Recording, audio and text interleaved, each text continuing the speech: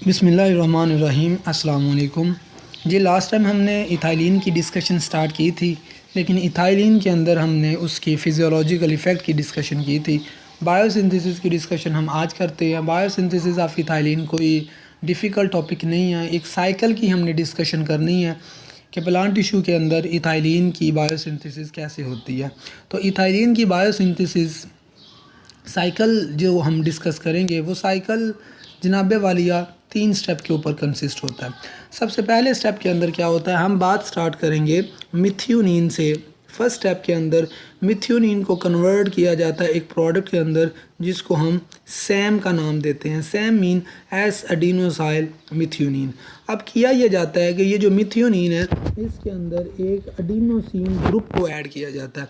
Adenosine group में दो चीज़ें होती हैं, एक एडेनिन होता है और एक राइबोज होता है। ये जो मिथ्योनिन है, इस मिथ्योनिन के अंदर इस एडिनोसिन ग्रुप को ऐड किया जाता है और जो प्रोडक्ट बनती है उसका नाम है S adenosyl methionine mean Sam.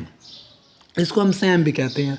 अब मिथ्योनिन से जो सैम बनने का प्रोसेस है वो एक एंजाइम जिसका नाम सैम सिंथेटेज है वो कंट्रोल करता है।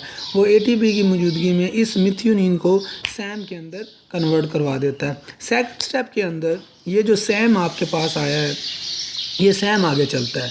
ये सैम एक एंजाइम एसीसी सिंथेटेज की मौजूदगी में इस एस एडिनोसाइल इस मिथ्योनिन को कन्वर्ट करता है दो प्रोडक्ट से अंदर। एक प्रोडक्ट का नाम होता है एसीसी। एसीसी का मतलब होता है 1 अमाइनो साइक्लोप्रोपेन 1 कार्बोक्सिलिक एसिड, और दूसरी तरफ वो उसको कन्वर्ट करता है 5 मिथाइल थायोएडिनोसिन जिसको हम MTA भी कहते हैं।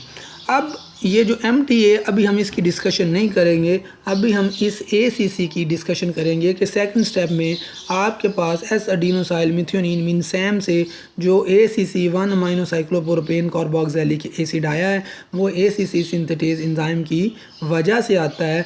फिर ये आगे जो ACC है ये थर्ड स्टेप के अंदर एक एंजाइम जिसका नाम ACC ऑक्सीडेज होता है वो इस ACC को इथाइलिन के अंदर कन्वर्ट करता है। ये चूँकि वो स्टेप है जिसके अंदर ACC ऑक्सीडेज इथाइलिन बनवा देता है, इसलिए इस एंजाइम को हम EFE भी कहते हैं। हम इसको कहते हैं इथाइलिन फॉर्मिंग एंजाइम, और इस स्टेप के अंदर ऑक्सीडेशन होती है। और एक और चीज़ याद रखिएगा, ये जो ACC है ये रेट लिमिटिंग स्टेप में आता है। Rate limiting step chemical reaction में ऐसे स्टेप होते हैं जो किसी भी रिएक्शन के रेट को डिटरमिन करते हैं। और दूसरी बात, अगर आप इस ACC का जितना ज़्यादा सप्लाई प्रोवाइड करते हैं प्लांट टिश्यू को, इथाइलिन की प्रोडक्शन उतनी ज़्यादा होती है। आपने एक चीज़ कोफैक्टर पढ़ी हुई है। कोफैक्टर क्या होता है, बाज़ एंजाइम ऐसे होते हैं कि वो अपना वर्क खुद परफॉर्म कर लेते हैं, लेकिन बाज़ एंजाइम ऐसे होते हैं वो अपना वर्क खुद परफॉर्म नहीं करते, उनको किसी नॉन प्रोटीन पार्ट की ज़रूरत होती है जिसको हम कोफैक्टर कहते हैं। अब यहाँ पर जो ACC है इसको एक non protein part mean cofactor की ज़रूरत होती है। उस कोफैक्टर का नाम होता है फेरेसाइन। फेरेसाइन की मौजूदगी में ये एंजाइम इस ACC को इथाइलिन के अंदर कन्वर्ट करता है। तो बेसिकली ये 3 स्टेप के ऊपर ये साइकिल पूरा कंसिस्ट है कि 3 स्टेप में इथाइलिन की प्रोडक्शन होती है। हम अगेन इन तीनों स्टेप्स को एक दफ़ा इकट्ठा भी डिस्कस कर लेते हैं कि फर्स्ट स्टेप में क्या था, मिथ्योनिन से सैम बनता है, मिथ्योनिन से एस एडिनोसाइल मिथ्योनिन बनता है, और ये काम उस एंजाइम सैम सिंथेटेज की मौजूदगी में हो रहा था और वो ATP की मौजूदगी में ये सारा कुछ कर रहा था। सेकंड स्टेप में सैम से भी ACC बनता है, एस एडिनोसाइल मिथ्योनिन से 1 अमाइनो साइक्लोप्रोपेन कार्बोक्सिलिक एसिड बनता है, और ये काम ACC सिंथेटेज की मौजूदगी में होता है। और थर्ड स्टेप के अंदर जनाबे वालिया क्या होता है कि ये जो ACC है इसकी ऑक्सीडेशन होती है, और ये काम ACC ऑक्सीडेज की मौजूदगी में होता है और इथाइलिन बन जाता है। लेकिन ये एक बात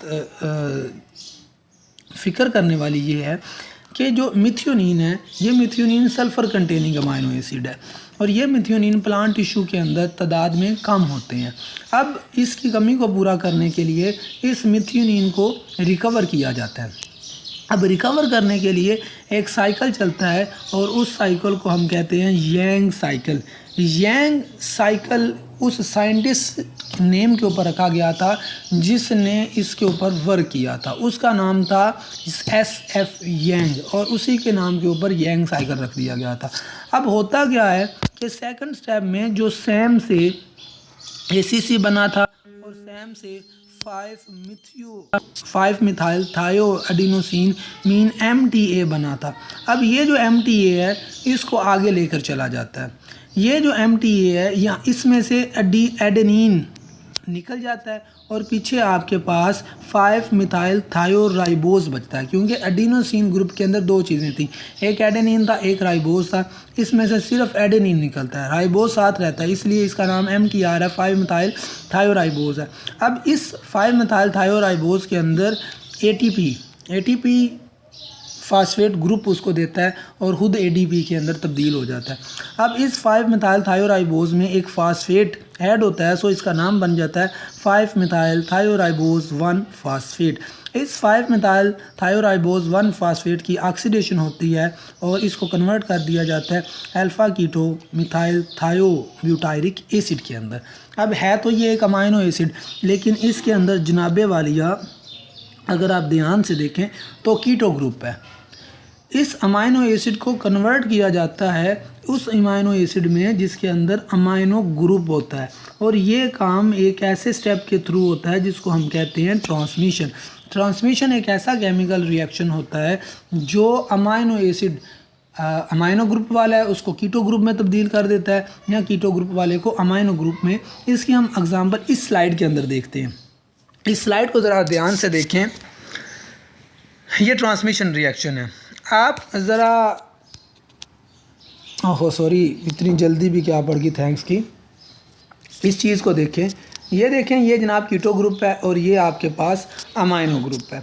अगर ट्रांसमिशन की बात करते हैं, ये अमाइनो एसिड इसमें कीटो ग्रुप है, इसको कन्वर्ट कर दिया जाता है उस अमाइनो एसिड में जिसके अंदर अमाइनो ग्रुप होता है। ऐसे प्रोसेस को हम कहते हैं ट्रांसमिशन रिएक्शन, या इस अमाइनो ग्रुप वाले अमाइनो एसिड को कीटो ग्रुप वाले अमाइनो एसिड में कन्वर्ट कर दिया जाता है।